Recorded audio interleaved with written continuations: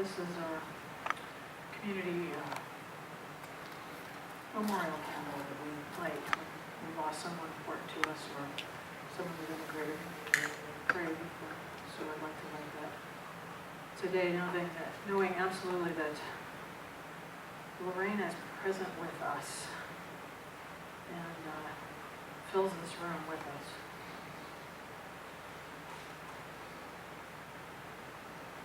So we gather here today to celebrate the life of Raine Starkey, lovingly known as Raine to her friends, and to honor her and the precious, precious memories we have of her and how she contributed to life and to our lives. We look into our hearts today also to find peace with her passing and to release her to her greater yet to be. Raine was a very long-time beloved member of this spiritual community. She signed our original charter documents 37 years ago. And I am blessed to be joined today in this celebration of her life by other members of this community who loved her dearly. Eileen Grace, who is here. She was a practitioner here for a very long time, filled in as a minister here, is a practitioner at Mile High, and is driven down to support this today. And Carol Brickley is going to bless us with her music, accompanied by Cheryl Johnson, and of course our music director Millette Evans is going to also help us out with all of this. So, little things. Please turn off your cell phones. She will not call that way. And if you are unfamiliar with our space and you have a need, the restrooms are in the hallway between these two doors. And there is Kleenex in the seat pocket in front of you if you so desire. So to really start us off today, I would actually like to ask Eileen to offer us an invocation.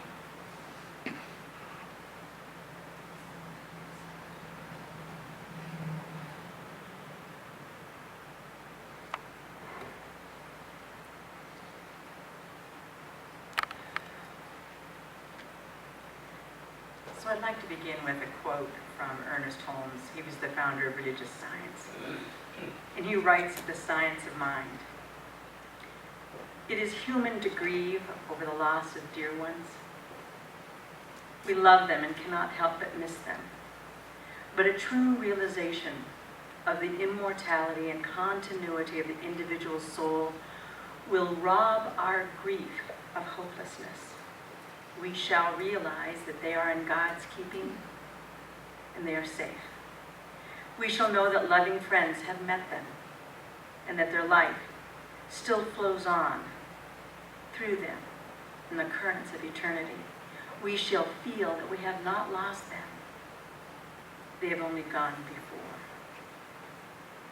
So if you would now, just take a moment in silence and recall a joyful event, a treasured moment, a time of laughter that you shared with Raine. If you can, see the sparkle in her eyes and hear the laughter that you shared.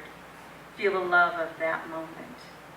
Take a deep breath, and as you exhale, allow this memory to fill this room, to surround this community of family and friends. We do believe in the eternality of the individual soul and that Raine's life continues on. We feel her presence as we recall these joyous moments with her. We were uplifted as we saw the twinkle in her eyes, heard her laughter, and breathed in the blessing of her love. Take a nice deep breath again with me as we invoke the presence. We know right here and right now that Spirit is everywhere present. That Spirit is all that there is forever, has always been and ever will be the fullness of life, being and expressing, becoming more of itself. We know that each of us are individuated expressions of this thing called life, that we are love, that we are Spirit, revealing itself on this plane in this moment.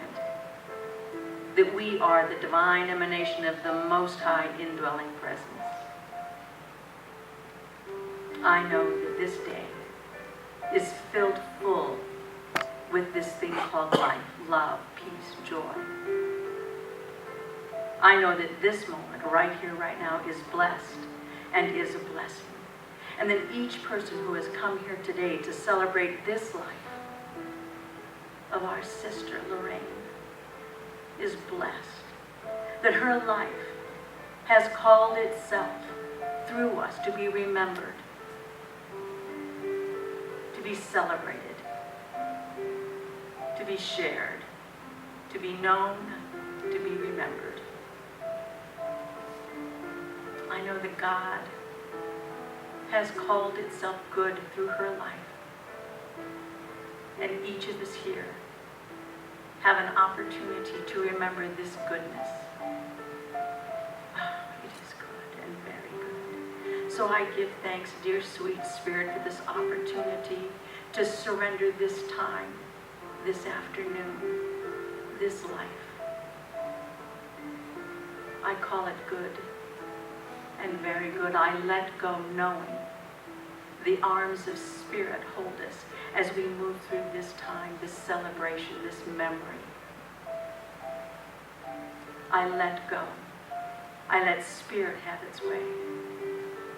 And together we say, and so it is. Thank you. Raine was born on the day after Christmas in 1939, like another Christmas present all wrapped up. She released her earthly experience on May 21st of this year. Now, Raine was known to many of us as an incredible writer and was a very long-time member of the Greeley Poetry Society. She was also known, from what I understand, for being the organized one in the family. So it was some of you were laughing, she was an organizer here as well. So it was a surprise and kind of not really a surprise when Heather found that her mom had already written her life story for her memorial for us to share. So Eileen is going to share it as well as one of Lorraine's poems. And then Carol has a song for us that is a tune you may recognize with lyrics that were written by Raine during one of her classes here.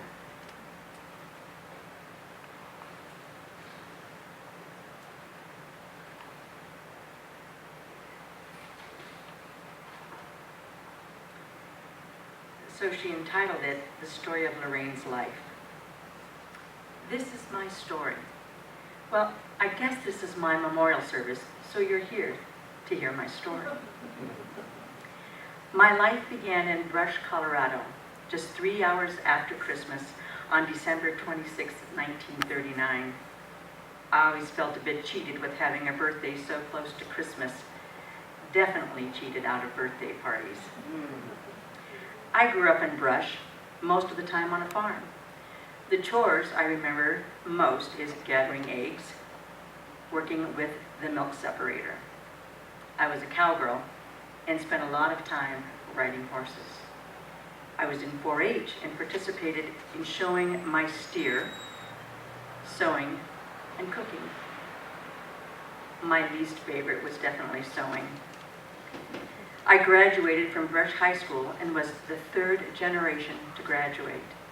Along with being 4-H president, I was the youth group president at our church, the pep club treasurer.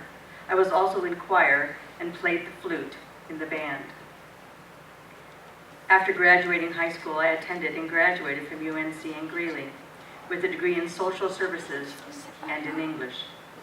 The sport I loved in college was fencing. I know.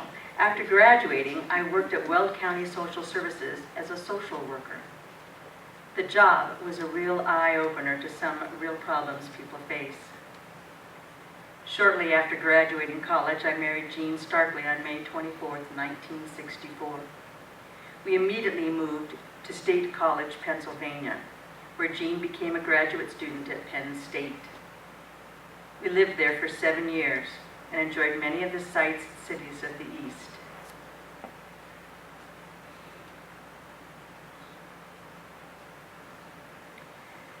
While we lived in Pennsylvania, the most important event that happened was the birth of our daughter, Heather, who was tiny but strong. I had to return to work when Heather was just 3 months old. I was blessed with a baby that took life in stride.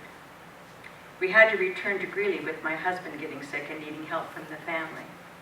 I had several jobs upon returning to Colorado, and we moved a lot. Unfortunately, Jean and I divorced, and after the divorce, I moved back to Greeley and began working for Hensel Phelps, where I worked and retired from after 20 years.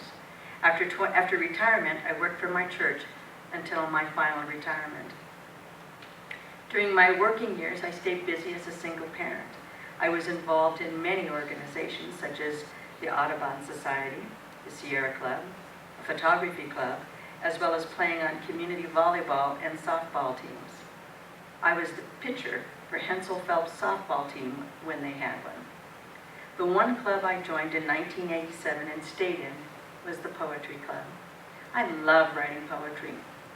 Later in life, I joined the Senior Center, where I belonged to their academic study group, their book club, and I took several classes. I even gave woodworking a shot.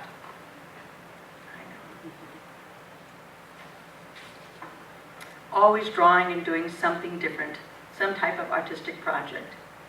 I attended the Fine Arts program at UNC for many years, but did not attain a degree. I was always an active volunteer in various organizations like Elder Garden, the Union College Civic Center, Senior Center's nutrition program for over 10 years. I was also a very active